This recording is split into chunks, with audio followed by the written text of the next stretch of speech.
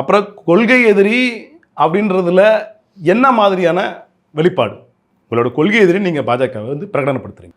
உங்களுக்கு எதிராக ஒரு குரல் இருக்கு. தமிழ்நாட்டின் முதலமைச்சர் ஒரு குரல் கொடுக்குறார்.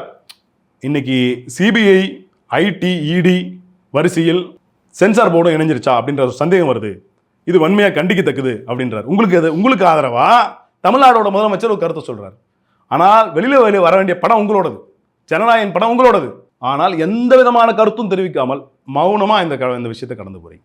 அப்போ உங்களுக்கு தேவைன்னா, இப்போ ஏற்கனவே லாஸ்ட் நடந்த பொதுக்கூட்டத்தில் வச்சுருந்தார், நீங்கள் பேசணும்னு நினைக்கிறதா நான் பேச மாட்டேன், எனக்கு என்ன பேசணும்னு தோணுதா தான் பேசுங்க, உனக்கு என்ன பேசணும்னு தோணுதா பேசுங்க. நீங்கள் பெரிய பக்கா மாஸ் ஆச்சே, நீங்கள் பக்கா மாஸ் நடிகர் இல்லை. நீங்கள் உங்களுக்கு உங்களோட திரைப்படம் வெளியில் வரல, உங்களை நம்பி அந்த படத்துக்கு முதலீடு செய்த முதலீட்டாளர்கள் பாதிக்கப்படுவாங்க, தியேட்டர் உரிமையாளர்கள் பாதிக்கப்பட்டு இருக்காங்க.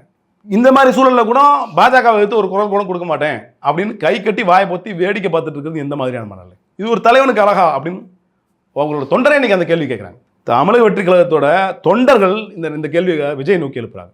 ஏன் இவ்வளவு நாள் தலைவர் அமைதியாக இருக்காரு, பேச மாட்டார்? புதுவெளியில் அந்த கேள்வியெல்லாம் பார்க்க வேண்டியது. ஏன்னா உங்க படம் கிட்டத்தட்ட ஒரு வாரம் தள்ளி போயிடுச்சு. 21, 22ன்னு சொன்னாங்க.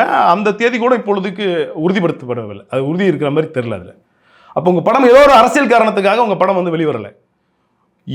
சினிமாவில் வந்து 10 வில்லன்களை பந்தாடுற நீங்கள் உங்களை அதை பார்த்தானே உங்கள் பசங்கள்லாம் வந்து இன்ஸ்பயர் ஆகிறாங்க. எங்கள் அண்ணன் வந்தாருன்னா அப்படி பண்ணிவிடுவார், இப்படி பண்ணிவிடுவார். உங்கள் அண்ணன் முதல்ல இந்த கேள்வியாக தவறால் அவருக்கு எதிராக நடக்கிற அநியாயம். நீங்கள் பொது நியாயத்தை தட்டி கேட்குறதுலாம் அடுத்து அவருக்கு எதிராக ஒரு பிரச்சனை நடந்துட்டு இருக்கு. அதில் கூட துணிஞ்சு ஒரு கருத்தை சொல்ல முடியாத நீங்கள் எப்படி ஒரு பெரிய அரசியல் கட்சி தலைவர் ஆவீங்க? தமிழ்நாட்டை ஆளணும்னு நினைக்கிறவங்களோட மனப்பான்மை எப்படி இதில் தலைமைத்துவத்துக்கான அடையாளமாக இது பார்க்கப்படுது அப்படின்னு எங்களுக்கு தெரியல.